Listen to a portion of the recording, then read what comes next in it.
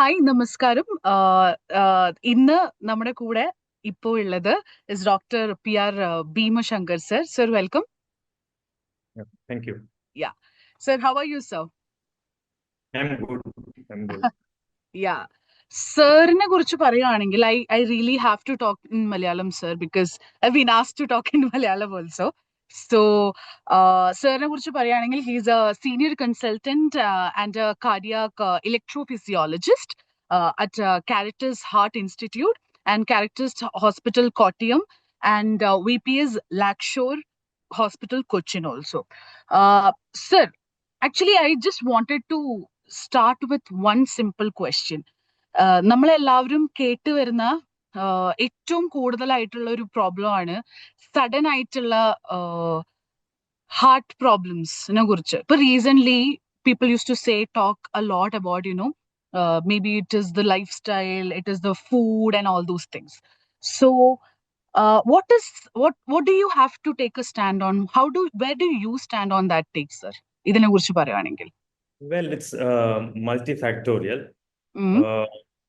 Sure, lifestyle diseases, lifestyle changes that have happened over the years, Yeah. and life, all of that contribute, but there is also a genetic element to it. Mm-hmm. So I would say it's multifactorial. Okay. Should be a significant contribution because of our lifestyles and dietary patterns. Okay.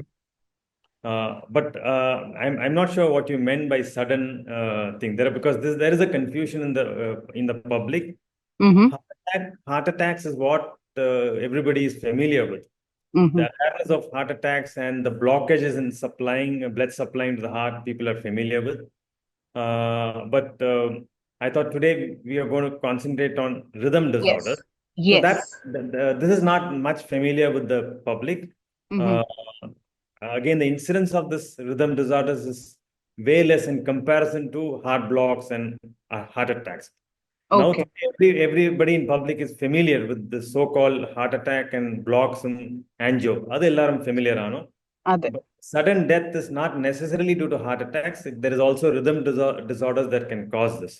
Yes. So the distinction is not very well, and the awareness is not much disseminated in the public. Yeah, true. Sir, electrophysiologist. Sir, Adine, how can we say, like, who is an electrophysiologist, if I can ask you? How much categories which you taken? As you have already mentioned that heart rhythm specialist aanennu parnittundairunnu, but in what are the main specialities in all those? I mean, everybody now, unlike in West, if you have a chest pain, they approach a cardiologist. So at least the specialty of cardiology is familiar with most people. Mm-hmm. There are subspecialties, subdivisions in cardiology. Like over the years, there is cardiologists who can deal with children. They are called pediatric cardiologists. And then cardiologists who just treat only adults are called adult cardiologists. Yes. Over the years, heart rhythm disorders became a specific entity. Okay. And specific expertise to deal with heart rhythm disorders. Okay. So then there was born out this subspecialty called cardiac electrophysiology. Essentially, it deals with heart rhythm disorders. To put it in a more simpler form, you can call for the public, you can tell them as heart rhythm specialists. Mm-hmm. Who are more, have expertise in dealing with disorders of the electrical problems of the heart. Okay. Specifically electrical problems, like what's familiar, I said blocks. Blocks are due to blood supply to the heart. But electrical problems are more rhythm related. So those who have expertise in treating these electrical problems are cardiac electrophysiologists. That's a medical jargon. If you want to put it to the public, you can call them as heart rhythm specialists. Yeah, that is actually easier for us to understand also. Yeah. Sir, most of the cases I really wanted to ask you is that we always talk about the 4 chambers in our heart, different chambers. So how does this heart rate, how does one person's heart rate increases like all of a sudden, or what is it process? What do you think of that? And the pulse that we feel is actually the contraction of the lower chamber. Mm-hmm. The upper chambers and both the lower chambers are in sync. They sync. The impulse, this heart muscle pump is activated by a site from the upper chamber. It's called the SA node, and that electrical activity gets transmitted down to the lower chambers, and then there's a synchronous activity of the heart, both the upper and lower chambers. Okay. So essentially, when the synchrony is lost or there is irregularity in the rhythm from abnormal foci, then we get what is called rhythm disorders. Okay. So that's about the four chambers. So you can have abnormal rhythm from any of the four chambers, Mm. and the rhythm abnormality from the upper chambers are relatively, innocuous Good. in compared to rhythm disorders that come from the lower chambers. Okay. Okay. Sir, we are familiar with this word called, I don't know if I'm pronouncing it right. It is ventricular tachycardia. Is it right? Yeah, that's The right. Yeah. word is right. Yeah. So, what are the most causes, if I can ask? What are the causes of that? Yeah. So we were just discussing about the four chambers. Mm. So the word ventricular tachycardia that you're wanting to know is essentially just a medical term to say that there's an abnormal rhythm coming from the ventricle. So that's where we derive with the word ventricle. So Okay. ventricular tachycardia is a fast rate arising from the lower chamber. So Okay. technically, your rhythm should begin from the upper chamber, an impulse should start, and then there's a synchrony between the upper chamber and lower chamber, and there is always a synchronous activity between the upper and lower chambers. When the ventricles on their own become erratic and have abnormal foci, and then they cause an abnormal rhythm, that's called ventricular tachycardia.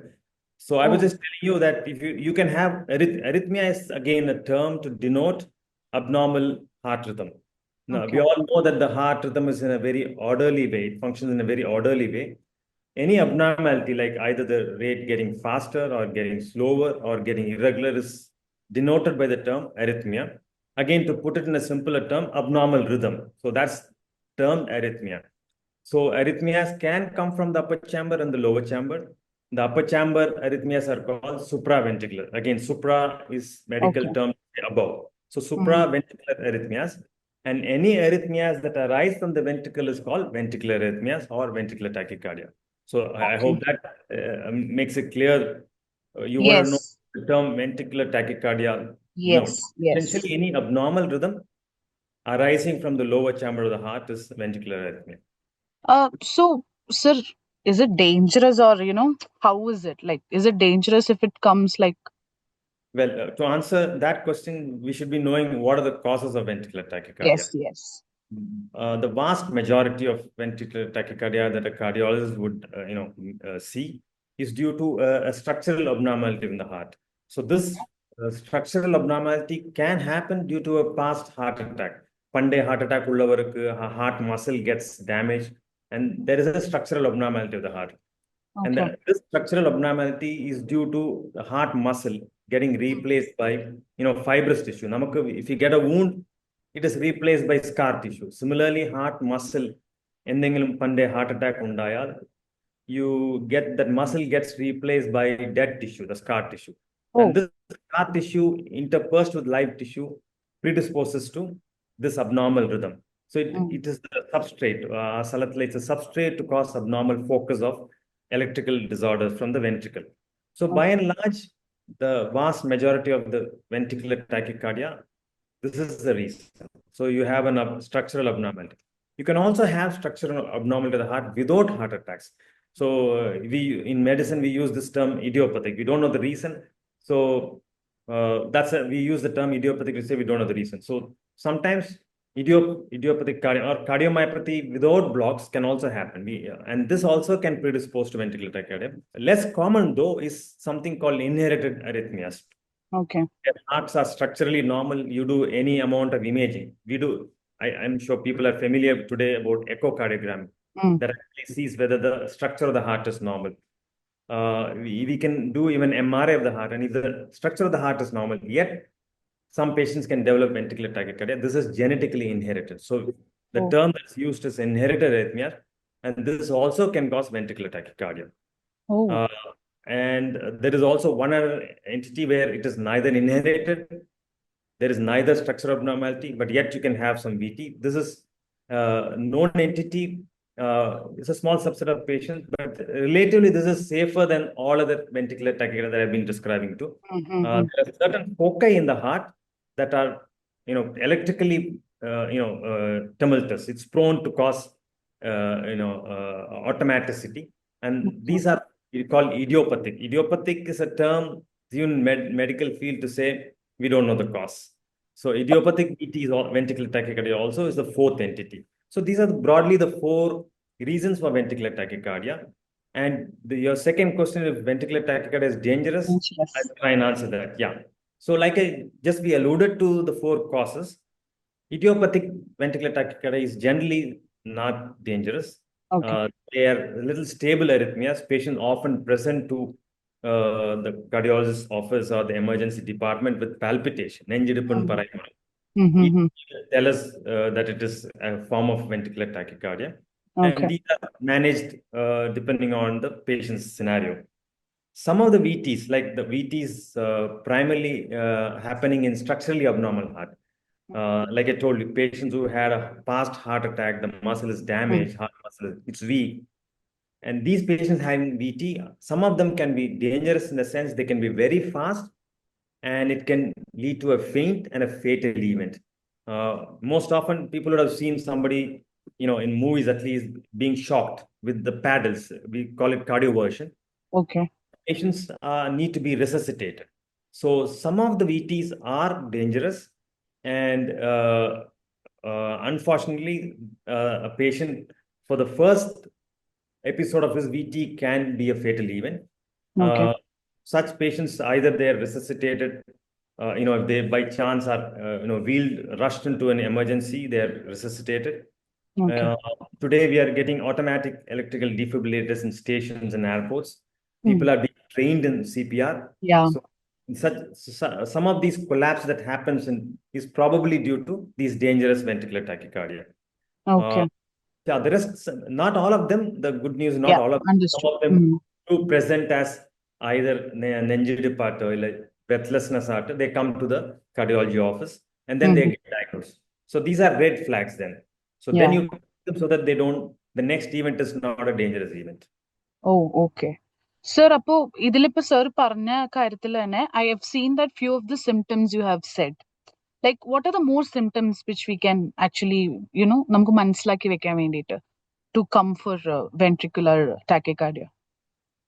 Yeah. So the worst ominous is, sudden collapse and faint. Okay. Otherwise, rest of the patients will present as palpitation. നെഞ്ചിടിപ്പെന്ന് പറഞ്ഞു. You suddenly Mm. feel that your heart is racing fast. Mm. Sometimes is associated with the lightheadedness, or I feel, you feel like fainting. Mm-hmm. Pain, but you feel lightheaded. Okay. Some of them don't feel palpitation. They just could feel breathless. They could feel breathless. Some vague chest discomfort. It's not the typical heart attack chest pain undaatilla, but you can Okay. still have some kind of mild chest pain. Breathlessness at varam, or just fatigue, which is being prolonged, unusually prolonged fatigue. All of this can be manifestation of ventricular tachycardia. So mostly seen would be, I think, the breathlessness and restlessness, all these Yeah, things. Then, correct, correct. yeah, sir. പക്ഷേ ഇത് diagnose ചെയ്യാൻ വേണ്ടിയിട്ട്, as you said, there are a lot of things also. But how do you diagnose it in the initial stage? See, when a patient presents with these symptoms, if an ECG is obtained, that will flex the diagnosis. We'll know whether the patient is having ongoing abnormal rhythm or no. Some Okay. of them would have these symptoms, and by the time they seek medical attention, doctor symptoms will. Mm. Yeah, yeah. Appa ECG എടുക്കുമ്പോ it will be normal. Oh. You understand? So, in such scenarios, then we need to, when we suspect that this patient could have ventricular tachycardia, we put them on something called loop recorders, a device that records ECG continuously for 7 to 15 days. Okay. Although if this event happens again, then the device records the rhythm that's going on, and that Mm-hmm. will also let us know the diagnosis. Okay. Collapses, then most we assume that it could be due to ventricular tachycardia or normal rhythm, and then it's evaluated on that lines. So Okay. documenting an ECG at the time of symptoms is the key to make a diagnosis of ventricular tachycardia. Okay, sir. Understood. Also, ഇതിനു വേണ്ടിയിട്ടുള്ള further treatments, how is that? So the treatment modalities are several, and then that depends, that's applied depending on the severity and the intensity of the ventricular tachycardia in which the patient is coming with. Okay. Uh, we do try anti-arrhythmic drugs. They are drugs actually. Anti-arrhythmic drugs. I hope you get the term. Yeah, Arrhythmia. anti. Yeah. Drugs Mm. against arrhythmia. There are several groups of drugs that we try. Okay. If that doesn't, if there's no respite with that, then cardioversions are done. Okay. Cardioversion is actually shocking. For public, they know it like shocking. They give a shock in the emergency room with two pads Yes. placed on the. Yes. So that's one option. And then the other modalities, when patients have such events, there are devices that can automatically detect and shock. Okay. They are implantable. They are called implantable, automatic implantable devices. They are like pacemakers, but they have capabilities of detecting this abnormal rhythm and shocking. So Okay. this is given to patients who are going to be prone for future events. Not all of the patients with ventricular tachycardia would require that. Like I told you, some of the ventricular tachycardias are innocuous, like the idiopathic VT don't require that. Patients who have structurally normal heart can be treated with either drugs or other modalities like ablation, which I'll come to you. Okay. But patients who have structural abnormalities and say somebody have collapsed and have been resuscitated, or they have really risky kind of ventricular tachycardia, they would require these implantable devices. They Okay. appear like a pacemaker, but they have the capability of automatically detecting this device, this arrhythmia, and then it shocks and converts the rhythm to normal rhythm. Oh. The fourth modality is radio frequency ablation, where catheters are passed into the chamber from where this abnormal rhythm is coming from, and then we, through thermal energy, we burn the abnormal tissue that is causing the arrhythmia. Mm-hmm. Today, we have advances. This technology has advanced. We have something called 3D mapping systems to help and aid in ablation of these complex arrhythmias. Okay. Okay. Sir, you were talking about the implanting thing, that is more, you have seen automatically, which happens. So, can I know further more about that? Like, is there something else that, because it's a new technology, like people would love to know more about it. So, is there anything else you want to say about that? So the automatic implantable cardioverter defibrillator. It's called AICD. It's Oh, been there for quite at least 2 decades oh, uh, in practice. okay.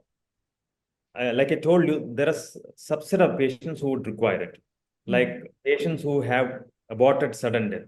Mm-hmm. Uh, I mean, the term aborted sudden death is used when somebody is collapsed and has been resuscitated, Okay. not due to heart attacks, but due to an abnormal rhythm, had been resuscitated using cardioversions and CPR. So, and Hmm. they have structural abnormality of the heart. These are patients who have already shown a red flag, and they will require, they were likely to have future events. So Okay. these one group of patients, or patients who have had a past heart attack and their muscles all is damaged, and we have this term called ejection fraction, with the pumping capability of the heart. If it is very low, they are again prone for a event, such an event. Patients who are prone, or patients who have already had an event like this, needs to be having this device implanted. And this device has a through the venous system, we have a lead that is placed in the lower chamber, right ventricle chamber, and then there's a device that's placed at the below the clavicle. So this Okay. device, if there is an abnormal rhythm that comes in, say this device detects that this abnormal rhythm is on, and then it automatically shocks uh, and then converts the rhythm to normal.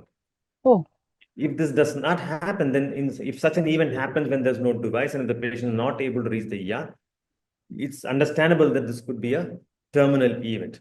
So that way, this device is useful, and it is uh, been practiced in the West because more commonly because they have no financial constraints. Here we do, do use this, but depending on the tailoring, depending on the situations of the patients. Yeah. Sir, ഇതിനെ നമ്മൾ cure ചെയ്യാൻ പറ്റുമോ? Is it possible for this implantation thing to, ICD, right? It can be cure ചെയ്യാൻ പറ്റുമോ? That ventricular tachycardia can be cured?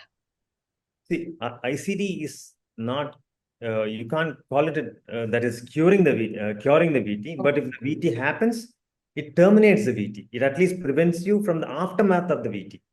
Oh, It can't okay. cure the VT. It Understood. prevents you from the fatal event that the VT can cause.